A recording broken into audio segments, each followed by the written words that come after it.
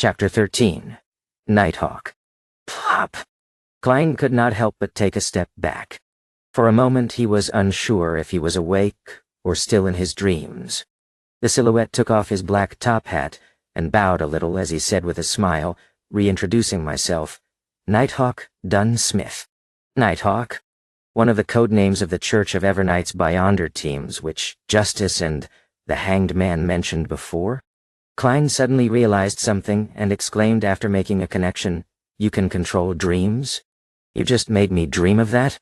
Nighthawk Dunn Smith wore his black hat again, concealing his slightly high hairline. With deep gray eyes, he said, "No, I only entered your dream and made the necessary guidance." His voice was deep and soothing. It reverberated through the dimly lit corridor without disturbing the sweet dreams of others. In dreams. Even though much of your usually suppressed emotions and various dark thoughts in you are amplified, making everything seem chaotic, absurd, and crazy, they are all rooted in reality since reality exists. For veterans like me, everything is crystal clear. Compared to a conscious you, I believe the you in your dreams more. What normal human being could control his dream? If I had dreamed of something on Earth, wouldn't Dunn Smith have noticed? Klein was petrified by what had happened in the dream. Yet he quickly found it bizarre. He remembered being very much sober and rational, knowing what to say and what not to say. To put it simply, it did not feel like dreaming at all. So, Dunn Smith only saw what I wanted him to see. Klein's mind whirled as he gained a glimmer of understanding. This is a perk that resulted from transmigration? Like having a special body and soul?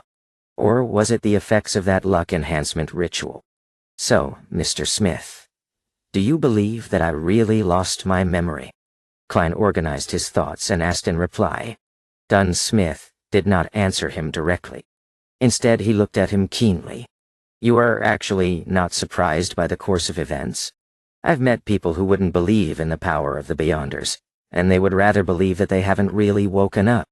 Klein tersely acknowledged as he said, "Perhaps I have always been praying, hoping that there was such power to help me. An interesting train of thought. Perhaps you survived not only because you were lucky." Dunn nodded expressionlessly. "I can now confirm that you really lost parts of your memories due to the incident, especially those related to it. So, can I go back now?" Klein heaved a long sigh of relief in his heart as he probed. Dunn placed a hand in his pocket and walked slowly towards Klein, the surrounding darkness becoming tranquil and gentle. "No, you still have to come with me to see the expert," he smiled politely and said. "Why?" Klein blurted out, then added, "You don't believe in the findings from my dream? You must be joking. If that expert specializes in hypnosis or mind reading and stuff, then wouldn't my biggest secret be exposed? The consequences would be beyond imagination. I'm quite humble usually, but I'm still confident for things related to dreams."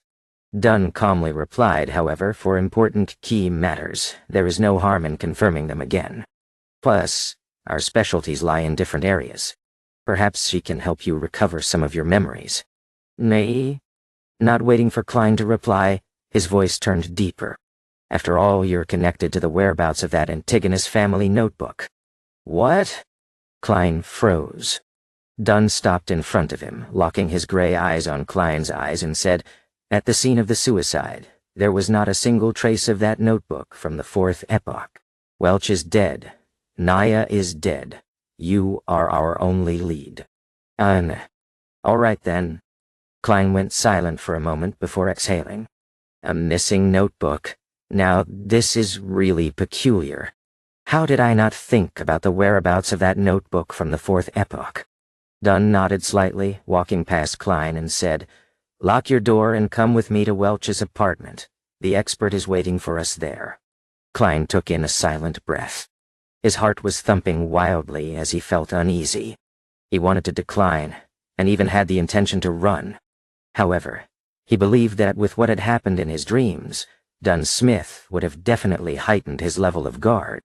And with the difference in strength between a normal human and a Beyonder, there was little chance of success by using force. He must have a revolver with him too. He must also have had practice using the revolver. Many thoughts flashed past his mind, and eventually Klein chose to accept the reality.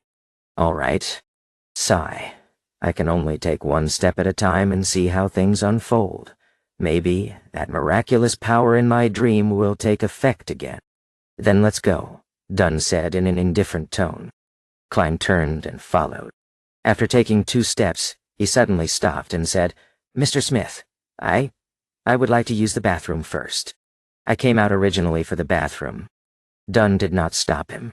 Instead, he gave him a keen look and said, "No problem, Klein. Believe me, I am far more powerful than you can imagine in the dark night.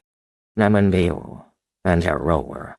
In the dark night, Klein silently repeated this phrase. He did not make any reckless attempt to escape and honestly relieved himself. He then washed his face with cold water, completely calming himself down. Klein changed his outfit and closed the door to his apartment. With gentle steps, Klein followed Dunn down the stairs and walked towards the building's entrance. In such a tranquil setting, Dunn Smith opened his mouth and spoke suddenly. "At the end of the dream, why did you try to escape? What were you afraid of?" Klein immediately thought of an answer as he said, "I do not remember what I did at Welch's place, nor do I remember if I was directly involved in Welch's and Naya's deaths. I was afraid that if it was really proven to be my doing, I would rather gamble and escape. I can then start anew in the southern continent." "Man, I would have done the same if I were you," Dunn said as he pushed open the door to the building, letting in the cool midnight breeze to disperse the sweltering heat inside. He was not afraid of Klein running away as he got on the carriage. It was exactly the one Klein had dreamed of, a 4-wheeled carriage drawn by a single horse and the carriage driver. There was also the police emblem of double-crossed swords that clustered a crown carved onto the side of the carriage. Klein followed into the carriage. Inside, there was a thick carpet laid out, and the place was filled with a soothing fragrance. Having sat down, he looked for a topic to probe for more information. "Mr. Smith, what if, and I mean if, the expert confirms that I have really forgotten a part of my memories, and that there is no other evidence which points to me being the perpetrator or a victim, would this be over?" "In theory, yes. We will try to search for the notebook through other means. As long as it exists, it can be found. Of course, before that, we will have to make sure you are not cursed or have any scent of cacodemons and that there are no related psychological problems lingering. We must ensure that you can embrace the rest of your life peacefully and healthily." Now, Dunn Smith had a smile on his face, a rather unusual smile. Klein caught on to this point keenly and promptly inquired, "In theory?" "Yes, only in theory. In this field of work, there are always twisted, unorthodox, and inexplicable things happening. And around it had on." Dunn looked Klein in the eye and said, "Their continuation or end are not what we can foresee or control at times. For example?" Klein actually felt frightened for a moment. The carriage sped through an almost empty street. Dunn took out his tobacco pipe and sniffed it, saying, "When we believe that things have come to an end, with everything going back to normal, it would resurface in a terrifying, chilling way. A few years ago we handled a case regarding an evil cult. They did live sacrifices to please an evil god by making followers commit suicide. When one of the followers was chosen, his survival instincts triumphed over his foolishness, twisted beliefs, and psychedelic drugs. He secretly escaped and reported to the police. The case was handed over to us. It was a very small mission, since there were no Beyonders in that cult. The deity they worshipped was actually randomly thought up by their leader merely for the sake of money and satisfaction. Humanity was lost there. We only used 2 members, coupled with the support from the police, to suppress this cult. No one was off the hook.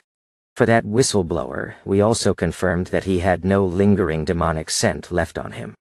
He was not cursed, and did not suffer any mental disorders. He didn't have any personality problems or any other irregularities, nothing. Later, he got a decent advancement in his career, got married to a very good wife, had a son and a daughter. His dark past seemed far away from him. The horror and bloodshed seemed to have completely vanished. And at this point, Dunn Smith gave out a laugh and said, "Yet in March this year, despite being in good financial health and having a loving wife and adorable kids, he strangled himself to death in his own office." The crimson moonlight outside the carriage window shone upon Dunn Smith. At that instant, his seemingly self-derisive smile made Klein feel unspeakably horrified. Strangled himself to death. Klein drew in a gasp of cool air silently, as if seeing his own tragic end. Even if I escaped it once, it might just be temporary. Is there any way to resolve this completely? Become a Beyonder to fight it? The carriage returned to silence. Countless thoughts welled in Klein's mind.